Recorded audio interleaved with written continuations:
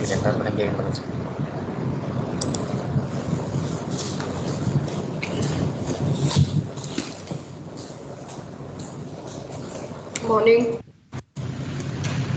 So good morning, all the students. Morning, ma'am. Good morning.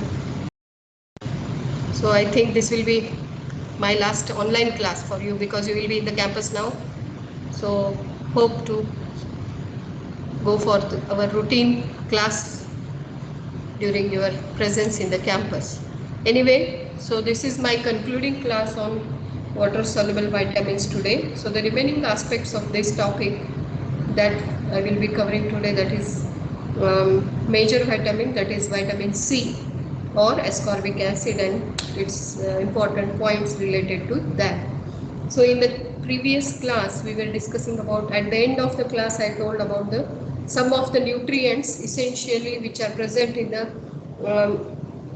body necessary for the development and growth, but they are not the true vitamins, and hence we have to consider them under the group of vitamin like substances. So we have seen under that choline, inositol, then it was the lipoic acid was remaining in that topic. So it is I start with that lipoic acid. So this is an essential nutrient for the development and growth of microorganisms. As such, in mammals, the deficiency of this is not observed, and that's why it is not considered as a true vitamin. Structurally, it is a sulfur-containing fatty acid. This lipoic acid is a fat as well as water soluble. The peculiarity of this can be taken as both water and fat soluble. So it exists in an oxidized and reduced form. The forms are called as lipoic acid, which is oxidized, and dihydrolipoic acid, that is reduced form. It acts as a coenzyme for many oxidation reduction reactions. So this is necessary for biochemical functions which are summarized below. So this is important coenzyme for the multi-enzyme complexes, mainly PDH, alpha-ketodehydrogenase, and branched chain alpha-ketodehydrogenase enzyme. Then it helps the thiol group will be provided by lipoic acid for the reaction of vitamin K cycle by the vitamin K epoxide reductase. This we have come across under the metabolism or while understanding the fat soluble vitamin K. There we have come across of the recycling of vitamin K or vitamin K cycle and the role of vitamin K epoxide reductase. This acts as an antioxidant by reducing the free radicals, mainly in the brain, and it also helps in stimulation of the glutathione. This lipoic acid is important in reducing the insulin resistance, that is the underlying cause for obesity, or you can say development of type 2 diabetes, and it helps in decreasing plasma LDL levels. And by its role in decreasing this what we call bad cholesterol, it will help in prevention of stroke and myocardial infarction. The therapeutic doses of this lipoic acid, they are administered in the doses of 100 to 600 milligram per day, and that is sufficient to maintain the antioxidant status, and thus it will help in reducing the oxidative stress by decreasing production of ROS and increasing formation of glutathione. So that was all about that small aspect of lipoic acid. So now we'll move to the next major vitamin, which is also water soluble vitamin, but it is not a B complex vitamin. So it has to be understood under the group or separately under water soluble vitamin as ascorbic acid or vitamin C. So this vitamin C, all of you know this. Looking at the citrus fruit only, you should always recall that it is the source of vitamin C or ascorbic acid. So this you have been knowing since your UG schooling. So this vitamin C is an essential water soluble vitamin. It is also called as ascorbic acid. The structure of this resembles that of the hexose. Uh, Structurally, it resembles carbohydrates. This is also called as ascorbic acid, and it is other name for this can be given as antiscorbutic vitamin or antiscorbutic factor, because it prevents the formation or the disease scurvy, which is a deficiency manifestation of vitamin C, and that's why it is also called as antiscorbutic vitamin. So this has got a wide role in the body or the during this maintenance of health and also immunity point of view.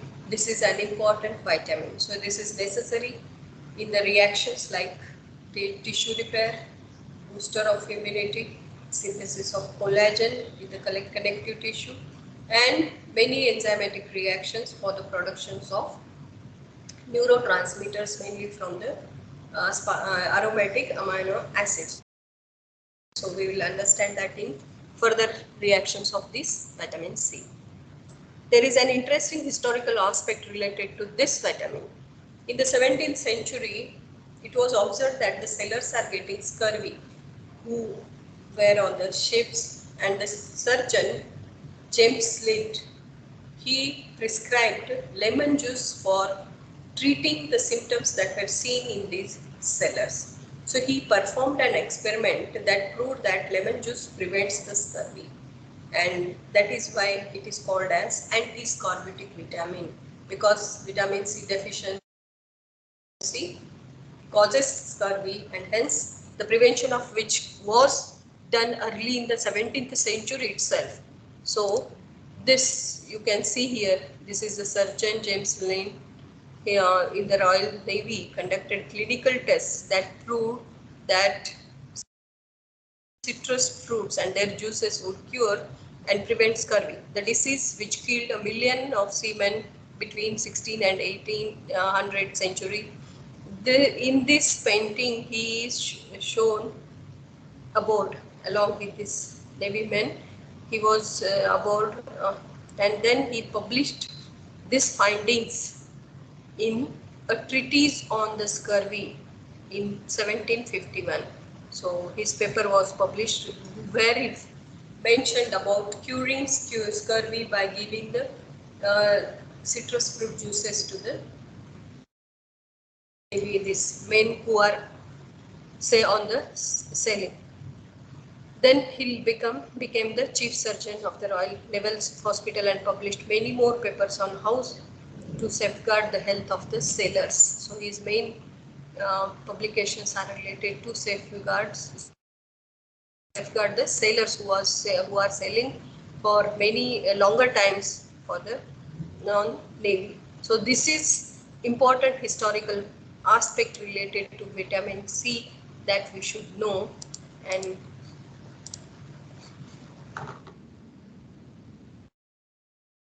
okay, so thus it is a antiscorbutic vitamin. So coming to its chemical and physical properties, as we know, it is white crystalline odorless substance, and it is acidic in taste, that will be slightly sour in taste. Can be easily destroyed by heat, alkali and storage. And during the cooking process, around 50% of what vitamin C is in the, or it, because of its solubility, it will be in water, and 20% is lost due to oxidation. So it is structurally, as I have told, is similar to hexoses. The formula goes C6H8O6, exists in both L and D forms. Most active form is L form. This is a strong reducing agent. We have to remember ascorbic acid as a strong reducing agent because it has got the reducing equivalence due to property of having double bond that forms the carbonyl carbons. So it is oxidized by a reversible reaction to dehydroascorbic acid, and both the forms found to be biologically active.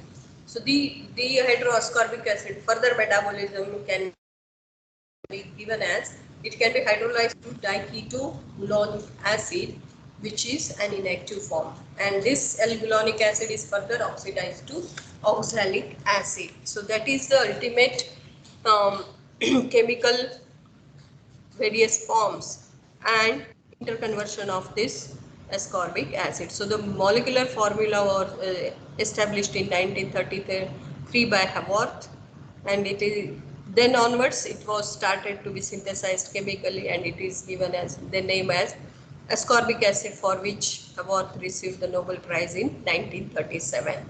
These are the different forms of this native, which is a reduced form, which will be converted into dehydroascorbic acid, that is the ascorbic form, oxidized form.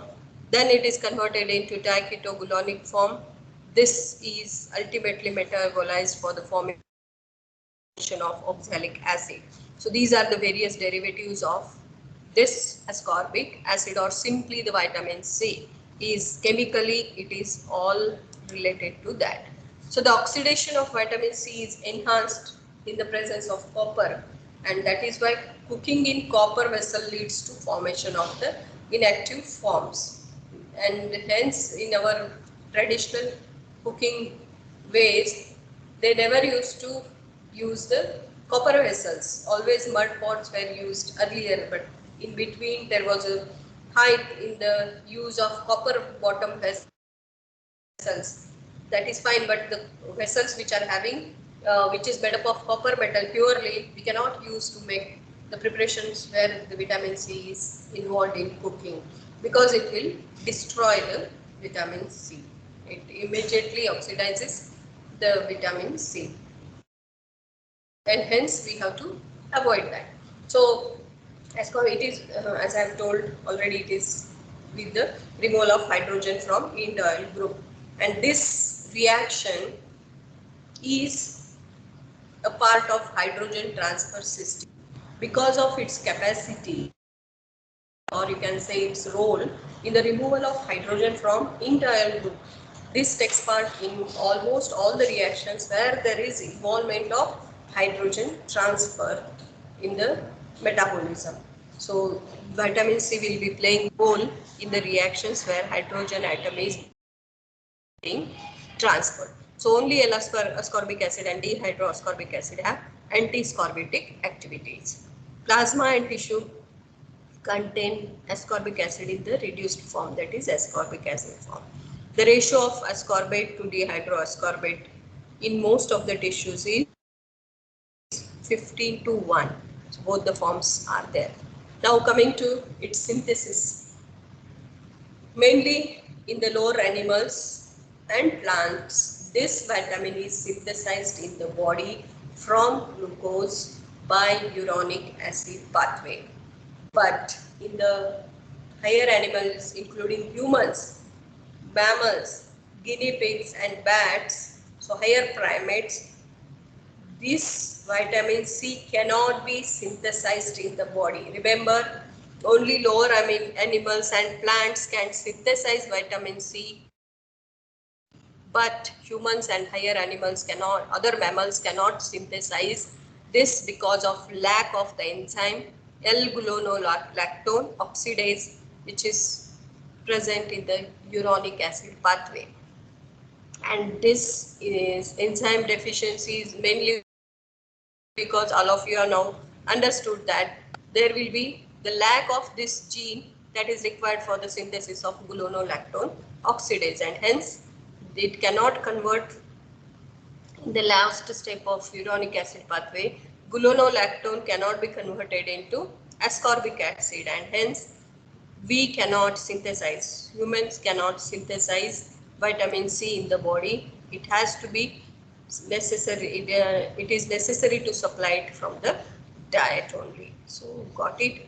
Higher animals, including humans, cannot synthesize vitamin C because of lack of L-gulonolactone oxidase, that cannot be because of its absence, gulonolactone cannot be converted into ascorbic acid, and hence vitamin synthesis does not occur here.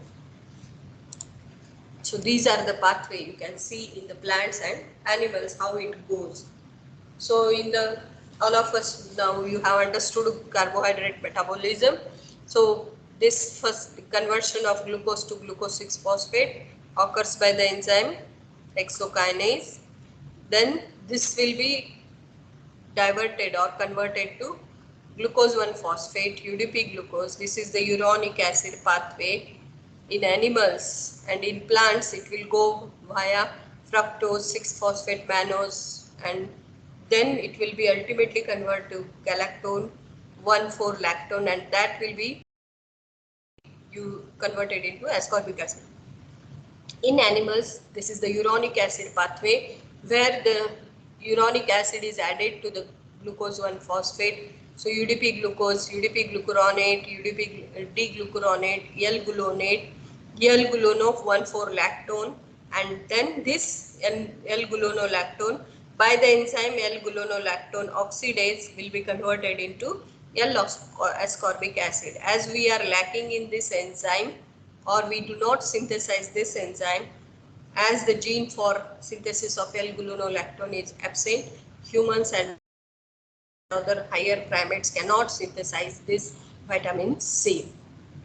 Got it? So we need to get it from our diet. So what are the sources of this vitamin C? All of us know that the Indian gooseberry, that is in our local language we call it as amla, is the richest source of vitamin C. So we must consume it in any form of this amla is necessary to be consumed, because this is the major source of vitamin C. Apart from that, other citrus fruits including guava, lemon, oranges, all those fruits, kiwi is the richest source I can tell here, that also can be added. Then oranges, lemons, green leafy vegetables, all these form the richest source of vitamin C in along with amla. And their diet, daily recommended allowances are given as 75 milligram per day, which is approximately equal to 50 ml of orange juice. So how much we should take and how much we can get, we can come to know by this. So, and during pregnancy lactation, additional we have to take, it is around 100 mg per day, and in as the aging we have to increase the dose also of vitamin C because of its wide role. Now coming to metabolism of this vitamin C, absorption and transport. Being water soluble, readily absorbed from GIT, and it is widely distributed in the tissues. The concentration is higher in leukocytes, platelets than in RBCs and plasma. The deficiency states the concentration in leukocyte declines later at a slower rate, and has been considered to be a better criteria to evaluate the deficiency of vitamin C. So you can see the metabolism of this vitamin C. So it is obtained through the diets, fruits and vegetable. They will be given vitamin C. Will be taken. Half life is around 16 days. It is converted into its dehydroxy forms, and then it will be absorbed across the GIT. Then from there it is distributed to various tissues, mainly WBCs, brought by active transport, given to platelets, retina, and in higher concentration again it will be distributed in, it is present in the different glands and tissues.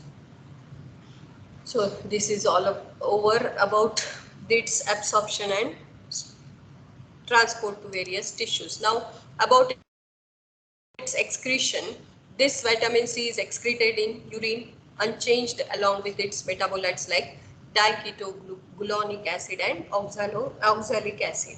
So most of the oxalates, while analyzing the urine analysis, we have seen various inorganic salts or other inorganic elements excreted in the urine, constituents, that is sulfates, phosphates. Same way oxalates are also excreted in the urine, and they are mainly derived from ascorbic acid and glycine metabolism.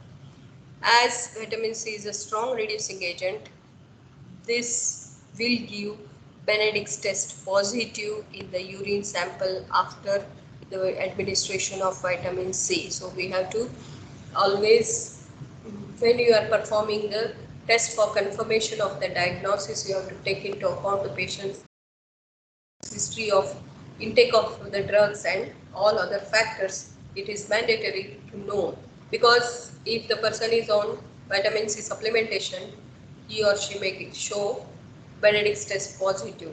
Usually this Benedict's test we perform for the detection of reducing sugars in the urine, mainly for the confirmation of glycosuria we do it.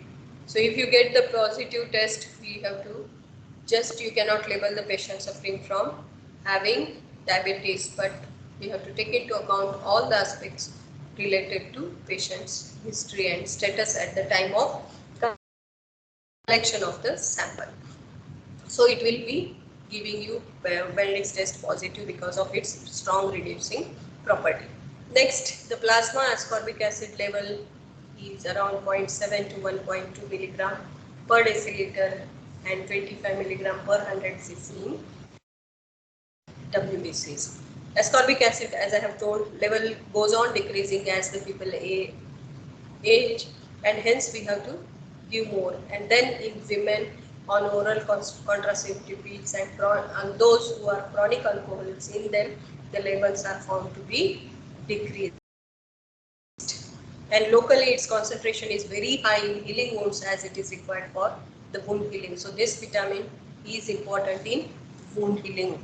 So coming to next, its biochemical functions. There are wide variety of wide range of biochemical functions where the reactions are dependent on vitamin C. The reactions can be explained here. First, hydroxylation of proline and lysine, and indirectly this is necessary for the synthesis of collagen. So post-translational modifications of this proline and lysine are by hydroxylation, and this hydroxylation reaction is dependent on vitamin C. So these are the important constituents in the formation of cross links in the collagen that gives strength to the fibers. So this is important in formation of collagen. So deficiency manifestations which are seen in vitamin C deficiency are mainly because of lack of this or impaired formation of collagen, that we will be understanding in later slides. Another role is hydroxylation of tryptophan to 5-hydroxytryptophan, that is the synthesis of serotonin, and this is thus it is having role in the tryptophan metabolism. So this is a neurotransmitter. So this is important for the formation of neurotransmitter. Again, para-hydroxyphenyl pyravate to homogenesic acid in the tyrosine metabolism.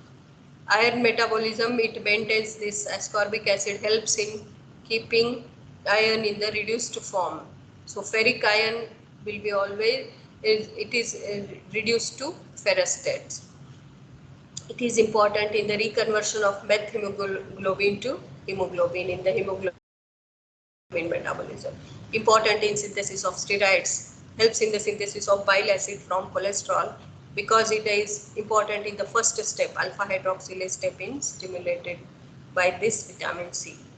Important for immunity by stimulating phagocytic action of leukocytes. So, and an important property, that is antioxidant property, mainly it is going to help in by producing the reactive oxygen species. So aniline dye, many workers who are exposed to the dangerous chemicals like dyes are known to induce bladder cancer in factory workers. So daily intake of vitamin C will reduce the risk for cancer because of its antioxidant property, that is in helping in the scavenging of reactive oxygen species produced in the body due to these harmful dyes.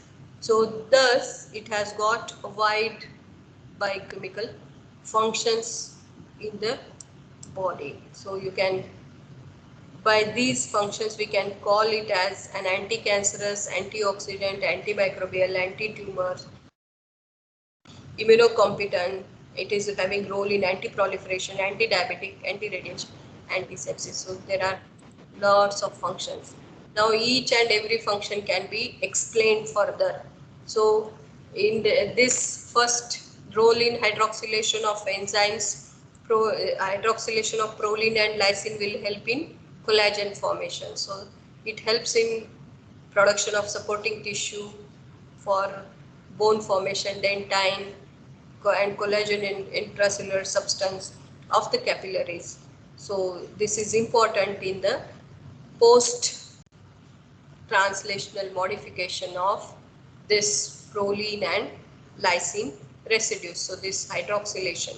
So this is proline residue will get hydroxylated by the enzyme prolyl hydroxylase in presence of ascorbic acid. It will be converted into hydroxyproline. And they are the major components present in the collagen fiber. So it helps in the cross-linking of collagen, that is important supporting matrix of connective tissue, blood vessel, bone and teeth. So this gives that is important in maintenance of normal connective tissue, and that is having the role in wound healing. It helps in the process of wound healing. Next is iron absorption. It has got a role in iron and heme.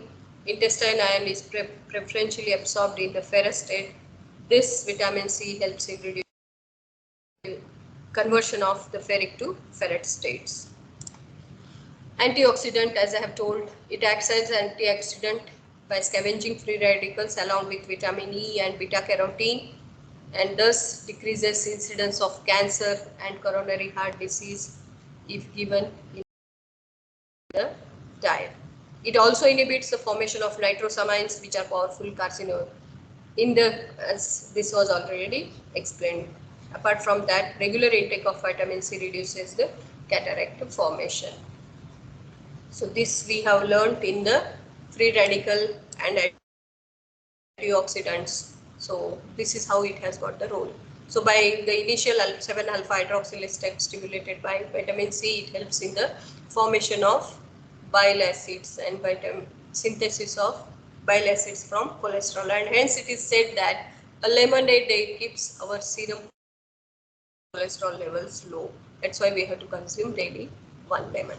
Next, it helps in the enzyme folate reductase is dependent on vitamin C, which is necessary for the conversion of folic acid to tetrahydrofolic acid, and thus it helps in the maturation of erythrocytes and erythropoiesis. It also plays a role in absorption of iron and storage as ferritin in bone marrow, spleen and liver. So it is important in folic acid metabolism. Apart from, and then it has got role in different enzymes, already I have told. Then it helps in cellular respiration as essential for electron transport chain in mitochondria.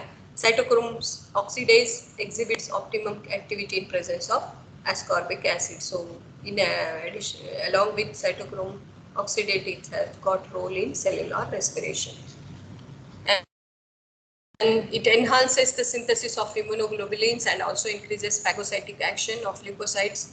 It increases all the functions of reticular endothelial cells. It is involved in increasing resistance to diseases. So we call it as an immune booster. Now coming to the deficiency of this vitamin C, which results in the scurvy. This in the complete clinical picture of scurvy is rarely seen nowadays because of the awareness and supplementation of this vitamin C. There is the occurrence is like rare nowadays, but it is seen in the age group of 6 to 12 months. Then weaning from milk is started. The child's diet is not supplement of vitamin. It may be the reason for this scurvy. The eponym of infantile scurvy is Barlow's disease. So in the children, infants, the scurvy is also called as Barlow's disease. Next, in the people, in the deficiency of vitamin C, the collagen is abnormal and the intracellular substance is brittle, so there will be hemorrhagic tendency seen. That is, the capillaries are fragile, leading to tendency to bleed even under minor pressure. Subcutaneous hemorrhage may be manifested as pateshi, and in mild deficiency, ecnosis or even hematoma are seen in the severe conditions of vitamin C deficiency.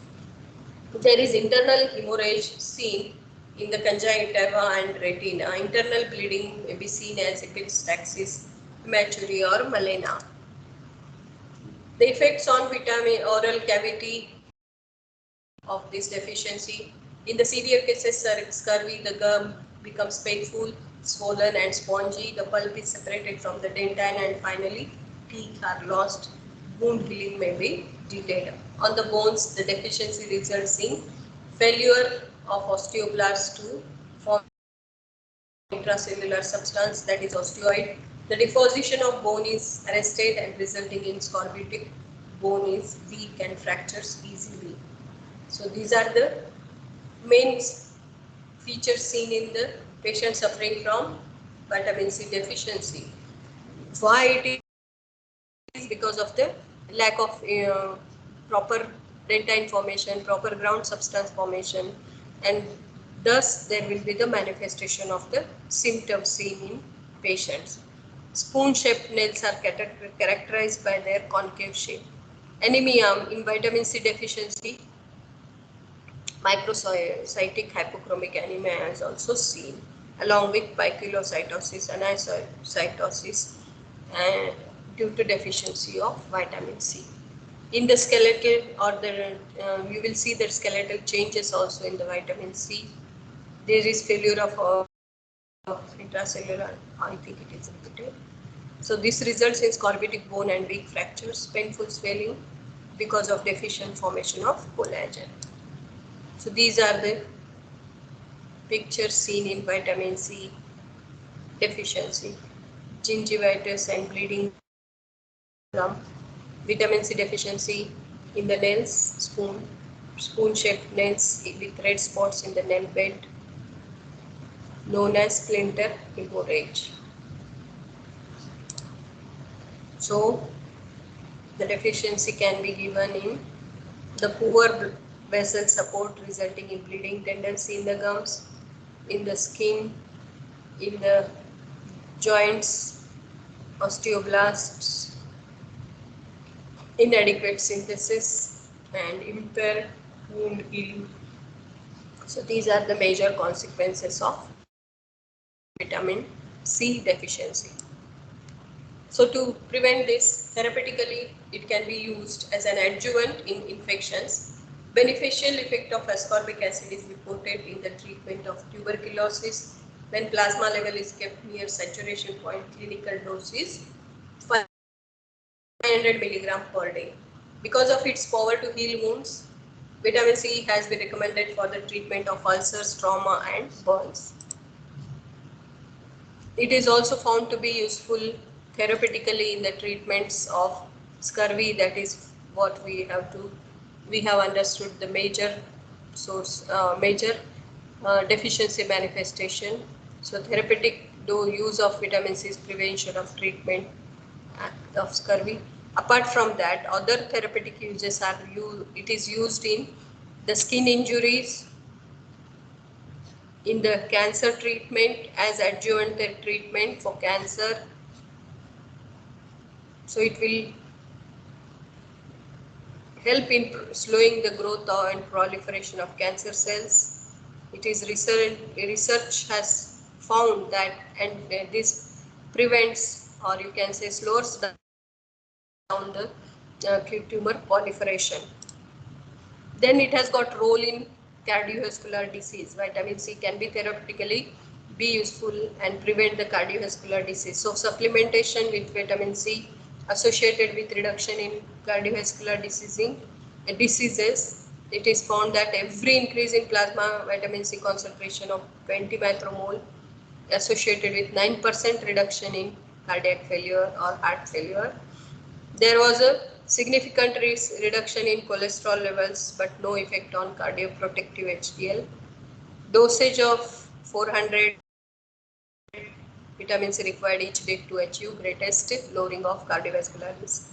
So in different doses, it will be helpful to decrease the risk of cardiovascular diseases by preventing the hypercholesterolemia. Basically, that is there. So the supplements of 500 mg per day is beneficial in the treatment of hypercholesterolemia, diabetes mellitus, hypertension, angina, congestive cardiac failure. This consistently improves the blood flow to vital organs and vasodilation. This also reduces the blood pressure.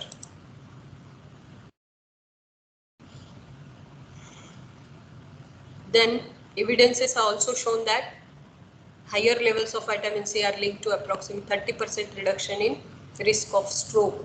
So in fact, vitamin C levels may serve as a good biomarker for lifestyle factor, and that reduces the risk of cerebrovascular events also. It helps in cancer prevention.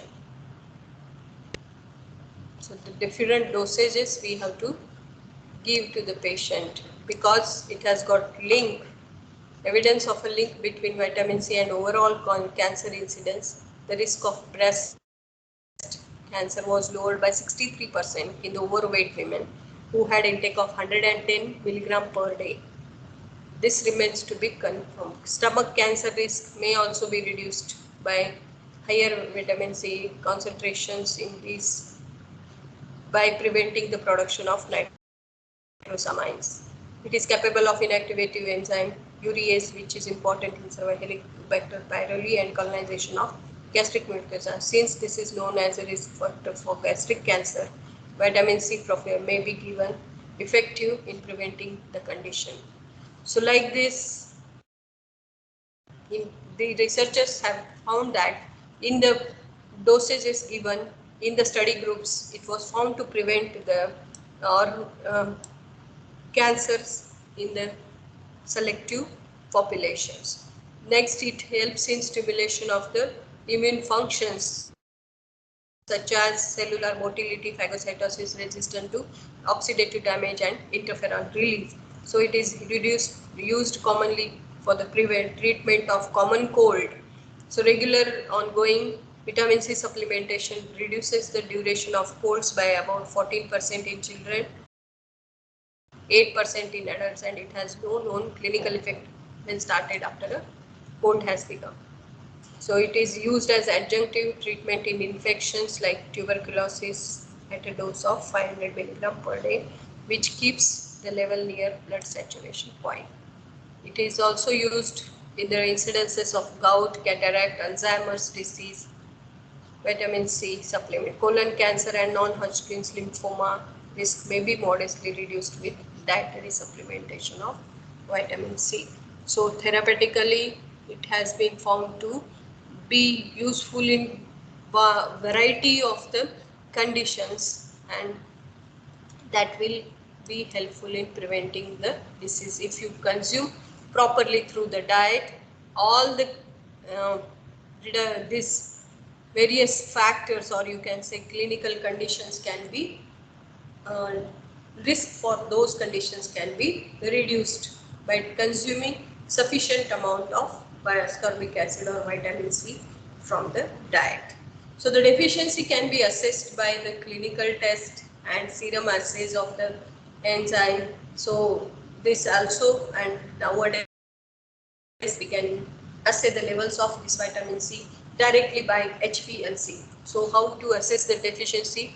One is the clinical test, that is by sphygmomanometer, and if you see after application of this cup in tied to the forearm and inflated, and the pressure is kept for 5 minutes, if patechi are seen under the skin, it is the indicator of vitamin C deficiency. Simple clinical test. Next is the in the laboratory you can do it by assaying the ascorbate catalyzes the oxidation of L-ascorbate to generate hydrogen peroxide. So this peroxidase catalyzes H2O2 to H2, and this nascent oxygen combines with chromogen to form blue color, and this can be read on colorimeter. So this chemical method can be used for assay of this vitamin C. So and then directly you can estimate it by HPLC. Apart from all these things, nowadays this vitamin C is found to be having the roles in hypoxia inducible factor, that is in gene transcription. It has got role in DNA methylation, epigenetic regulation by decreasing the histone methylation. This amidated peptides, hormonal regulation, catecholamines. So this is an area of research. Vitamin C can be explored in many directions, and any one of you can take up research work in this direction. So you can have vitamin C mind map or linking with all the things. So vitamin C makes collagen tissue. So like this you can keep it ready. This is what I suggest for preparing all the vitamins. If you have ready recap, it will be easy for you. So prepare the mind maps and concept maps for the different vitamins. So here I have given you the example of vitamins. This vitamin C, this is chemical structure is given here. This is utilized for, these are the therapeutic uses, sources. Antioxidant neutralizes harmful radicals, so helps for what, via collagen tissue needed for, then it helps in prevention of these things. Also all these whatever so far we have understood underlying biochemical mechanism. So this is easy recap of vitamin C. Like this you can prepare all this for all the other uh, vitamins. So I could get this from the internet, which was prepared by CDAC Kolkata, India. So like that, all of you can prepare the things. Okay, this is, with this we come to the end of this today's vitamin C. So we can consume and get boosted for our vitamin C. So extensive research, as I have told, is going on for the better understanding of vital role of vitamin C in curing infertility, delayed onset of AIDS symptoms, and inhibition of gastric or cervical cancers and all other aspects also. So with this, you can think of getting into research related to vitamin C in exploration of this. So far under this vitamin topic, we have understood water and fat soluble vitamins. So this vitamin A for vision, D for bone and calcium homeostasis, vitamin E as antioxidant, vitamin K as a clotting factor. Water soluble, we have metabolic, that is energy releasing.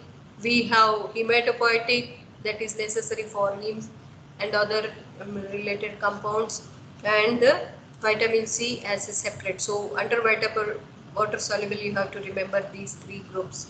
So heme and neurological, that is folate and cobalamin, necessary for formation of the maturation of RBCs and all, and neural development. Again, same way, both are interrelated, cobalamin and folate. Next, it is antioxidant and role mainly in the collagen synthesis. Water soluble, which are metabolic, all the B complex vitamins, B1, B2, B3, B5, B6, B7. And then also we have seen the vitamin like substances or factors which are the nutrients necessary for the development and growth. So like this you can make the charts. Just at one glance you can recall all the vitamins at one go. So here this topic will have all types of the questions, long essay, case oriented aspects also can be asked. MCQs are important here. Next, and short essays depending on individual vitamin functions, or you can have this biochemical roles of all the vitamins. So both the things, all this is an important topic from metabolic role. Because of its metabolic role as coenzymes, all the vitamins are important under water soluble and fat soluble, because they have got role in the particular organs. We have to remember A, D, E, K under fat soluble, and B complex and other vitamin C under the water soluble vitamin. So this I come to the end of this topic. I will try if I can send this, or when you are in the campus, I will give you some assignment related to vitamins, so that you can understand how best you can present your answers. Okay. So with this, we come to the end of today's topic. I'll stop here. Thank you. Thank you. Thank you. Thank you.